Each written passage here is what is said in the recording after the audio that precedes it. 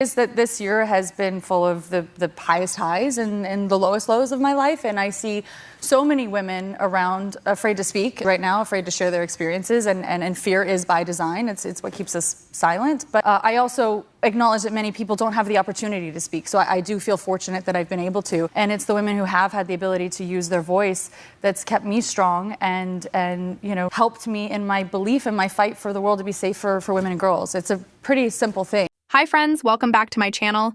Blake Lively's new movie, Another Simple Favor, just dropped on Amazon Prime yesterday, straight to streaming, and it's already making headlines. She appeared on Seth Meyers last night, and what she said came with serious consequences. She made a comment about her legal case with Justin Baldoni, and that's no small thing. Anything she says now can be used against her in court.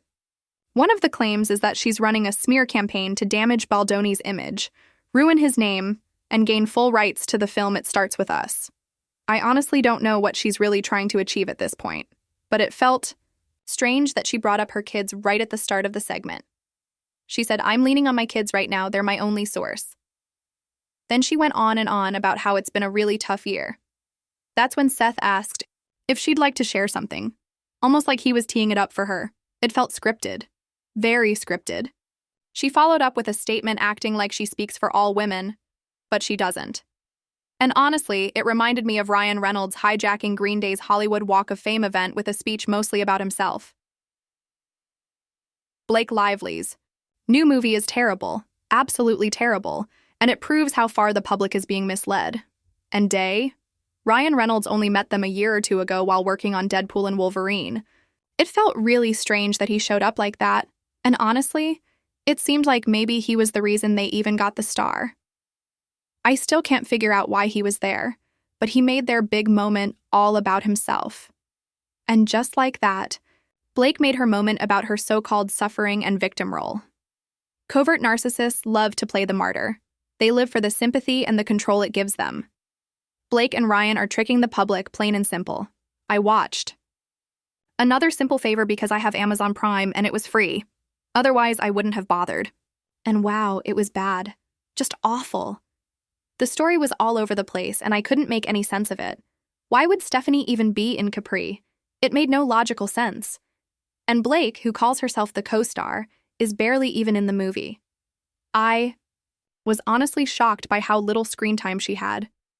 In the film, her character threatens to sue Anna into oblivion for using her name and image. She uses the most disturbing part.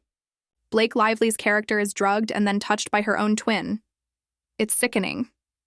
In the film, she talks about wanting to destroy people, and I can't tell if those lines were part of the original script or added later in post-production.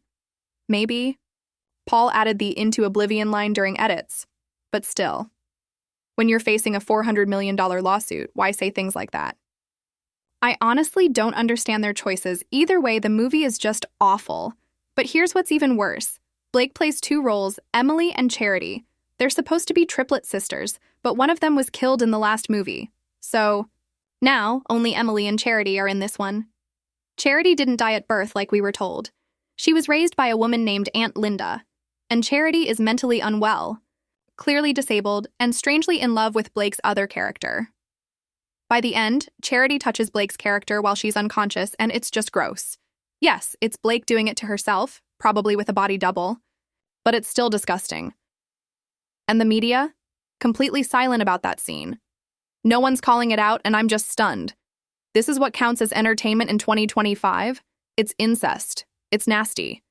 Paul Feig, seriously? Gross. And the B. Wild part? This sequel isn't based on a book. It's a script written by Paul. Blake said Justin tried to force vulgar scenes into the film, but here's the thing.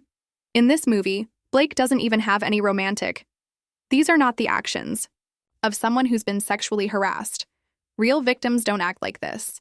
And the strangest part? Blake has no romantic scenes in the film, probably on purpose. The only time she's close to anyone, it's herself. Even the wedding scene with her character and her husband felt fake, like it was all just a cover-up. She was basically playing the beard for a man who's secretly gay. There were so many odd hints, and I kept thinking, are they trying to mock the rumors about Ryan being gay? I don't know. But it really feels like Blake had a big hand in writing this script. more than Paul Feig would ever admit. While all this is happening, she's still going after Justin Baldoni. On Seth Meyers, she made more jabs at him, just adding fuel to her smear campaign. Even in the movie, there's clear taunting aimed at him. And let's be honest, victims don't behave this way. This isn't someone who's scared or hurt. This is someone who's playing a game. And the more I look at it, the more it all seems calculated. It's like she's using every moment, both on and off screen, to attack Baldoni. And in doing so, she's revealing a lot more about herself than she probably intended. What disappoints me the most is watching the media let this all slide, just like they did with the Duggars. I've spent years calling out how legacy media hides the truth, and this feels like more of the same. It's one of the reasons I started exposing sister wives. I was furious at how polygamy was shown like it was normal. They acted like Cody wasn't leading a cult. Like there wasn't real abuse happening. And it's the same with the Duggars. They were handed a platform while being part of a toxic, dangerous system. Now with Blake, it's happening again. She's using her fame to attack Justin Baldoni, and I don't think she plans to stop. She wants to be seen as some kind of advocate, but it's not real. Back in August, she had a clear chance to speak up for domestic violence victims, and she said nothing. She ignored it. Now suddenly she's the voice for all women? Why now and not then? It doesn't feel honest. It feels like a move to distract, to twist the story, and to make herself look like a hero. She's using her voice now not to help, but to control the narrative. And to me, that comes off as fake and selfish, not strong or brave. I'm just tired of being gaslit by these Hollywood elites who clearly don't care about what they promote. They were pushing dangerous, abusive practices that hurt women and children, and no one calls them out. It's becoming more obvious every day why people are turning away from mainstream media.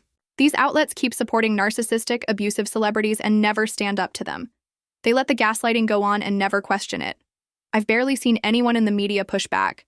Maybe Billy Bush does a bit on Extra, but that's about it. Not one real journalist is challenging these stories, and that's a huge failure. The press is supposed to ask hard questions, not just act like a PR team helping celebrities look better.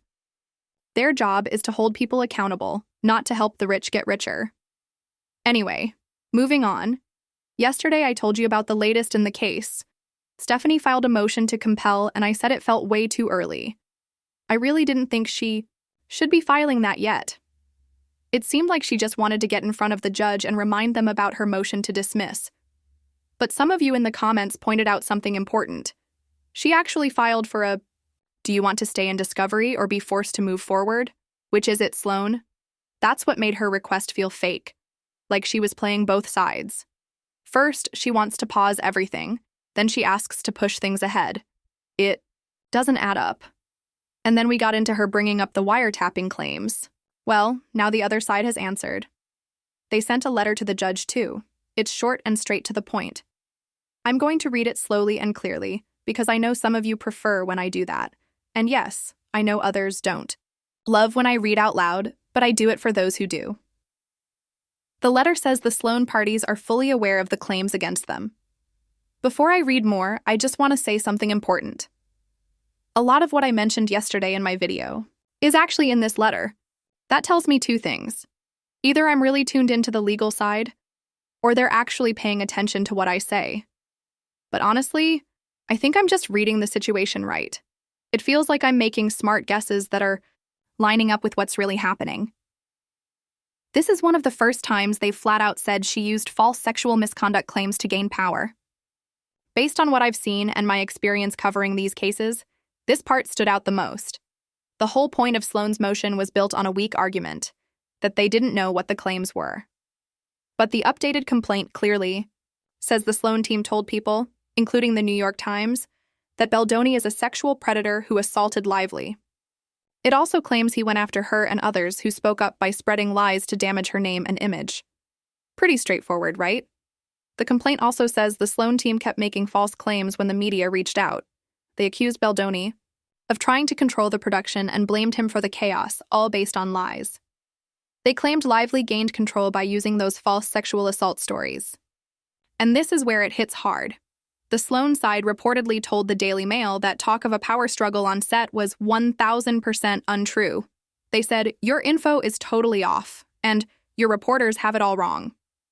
But in doing that, they fed false stories that painted Baldoni as the villain. It wasn't just a denial. It was an active attempt to push a false narrative. The goal seemed clear. Flip the story and turn the blame. And now, it's all coming out in these filings, piece by piece. The whole cast hating Baldoni has nothing to do with Blake. At least, that's what they're saying.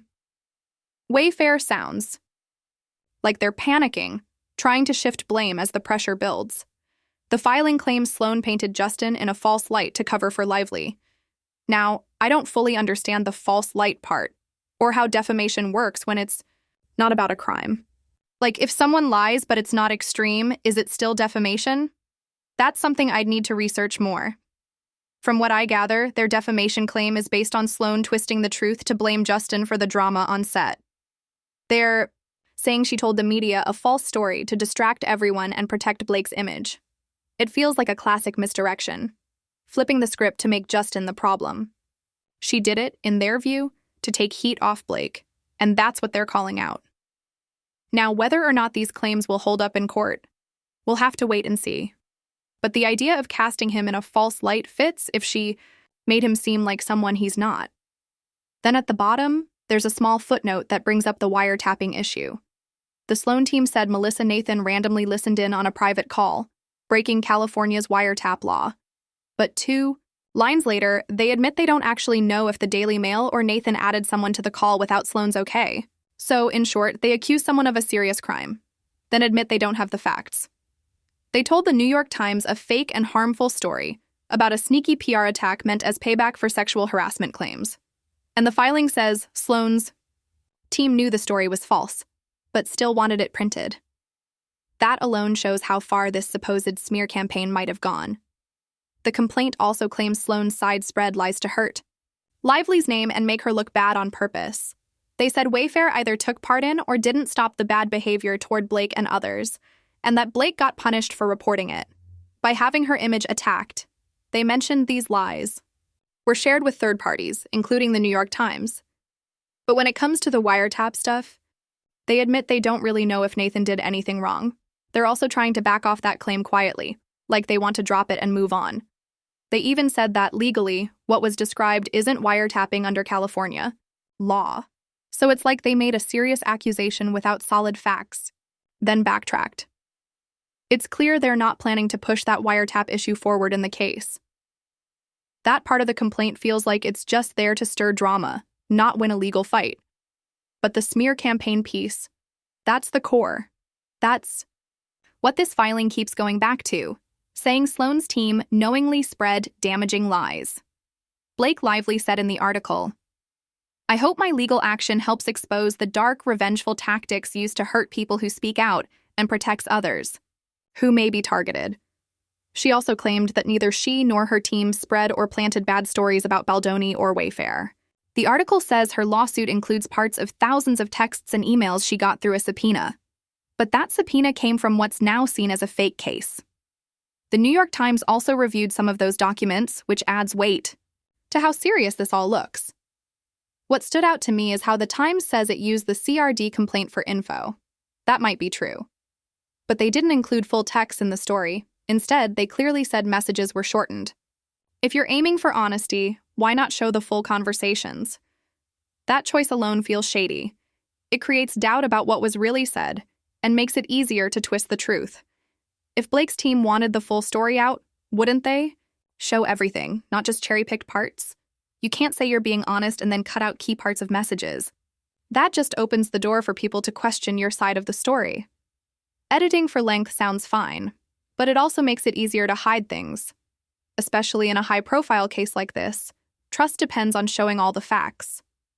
But the Times didn't do that, which makes me wonder how much of this is carefully controlled. It's another sign that this situation may not be as clear or clean as it seems. It's pretty clear that Leslie Sloane was the one who got the story into the New York Times. She runs Blake's PR and lines up interviews, appearances, and press. So pretending she wasn't behind this is just silly. Interrogatory number 3 proves they didn't show the full conversation. They removed a sentence or two. But still, I couldn't find any direct quote from Leslie in the article, which is odd considering her role. If she's the one setting up all the media work, how is she not mentioned at all? She clearly helped plan, manage, and set this up with the Times. PR is about shaping public stories, and that's exactly what she did here. So this idea that she wasn't involved makes no sense at all. You can't say Blake's PR team had nothing to do with it when the PR head is the one arranging it all. That's not how this works. Stories like this don't just appear on their own. They also talked about how the questions in the interrogatories were way too broad. But what they said next really caught my attention. It's one of those small, legal points that reveals a much bigger picture. They're pointing out how these broad questions are being used to dodge giving straight answers. And when people avoid clear answers, it usually means there's something they don't want you to find. Sloane wants to force Justin Baldoni to answer, but Justin isn't even the Wayfair company. So why ask him? That part just doesn't make sense if she's really focused on the Wayfair parties. The question says, identify each person you allege communicated with regarding the Wayfair parties, but then adds that it's not limited to things that matter for either side's claims or defense. So basically, it's asking for names even if those names have nothing to do with the actual case. Sloane argues they're accusing her of defamation and false light based on random conversations, with no clear people, no dates, and no exact words even mentioned. That's a serious claim without solid facts behind it. She also says that the question goes beyond what Local Civil Rule 33.3 allows. Instead of narrowing it to witnesses or direct facts, it opens everything up. Way too much. She's saying they're asking for way more than they should be allowed to under the law. What's interesting here is how she tries to narrow the question herself, saying it should just be about who talked to who. And again, if the request is to the Wayfair side, then why is she pushing it on Justin personally? It's like she's trying to twist the rules and make him responsible for something that's not even his. That kind of move feels like a stretch, and legally, it's on shaky ground. They named over 150 people who know what Blake, Ryan, and Sloane did. That's not a small list. That number alone shows how many are aware of what went down behind the scenes. Wayfair gave this info in response to interrogatory number 1, which asked them to name anyone who knows about the facts or issues in the complaint. Sloane even admits they gave all those names in their early disclosures, so it's odd for her to act like they're hiding something now. She's upset about interrogatory number 3, but Wayfair says they didn't give up their right to object. They're standing on Local Civil Rule 33.3a, which limits what questions can be asked during discovery. They argue she went beyond those limits by asking for way too much in one shot. She also used a weak legal case to back up her demand, and they called her out on it. They say her case doesn't even support her argument, and legally it's not strong. The real point here is that she's asking for the names of anyone who ever talked about Wayfair. That's way too broad, and not something the court usually allows under the rules. The law protects parties from having to answer questions that are that wide open. So while she can ask Wayfair, going after Justin directly still doesn't make sense. That's why they're pushing back hard. They believe she's breaking the rules of discovery. She already knows who she talked to, what she said, and when. So why pretend she doesn't? That's exactly what Wayfair argued. She has her own emails and texts, so nothing should be a surprise. They say she's asking for info she already has, just to delay or confuse things. As for questions 4, 5, and 6, Wayfair says they're not proper because they ask for legal arguments, like listing every story that paints Belden as a predator. That's not what interrogatories are for. They say those types of questions break the rules by going beyond what's allowed under Local Rule 33.8a. Sloane claims she needs a simple outline of the case to defend herself, but Wayfair calls that dishonest. The amended complaint already names the media she talked to, when she spoke to them, and what she said. If there are more defamatory things she said that Wayfair doesn't know about yet, she shouldn't need help figuring them out. She's the one who said them in the first place. And about the news articles she's asking for, Wayfair says she'll get those through document discovery anyway. It's not like they're hiding anything. They just want the legal process to be followed correctly. Wayfair is firm that they've shared what's required and don't need to spoon-feed her a defense plan. They also say that giving her every single detail now is outside what the rules allow. So again, it comes back to one thing. Sloane has the info. She just doesn't want to own it.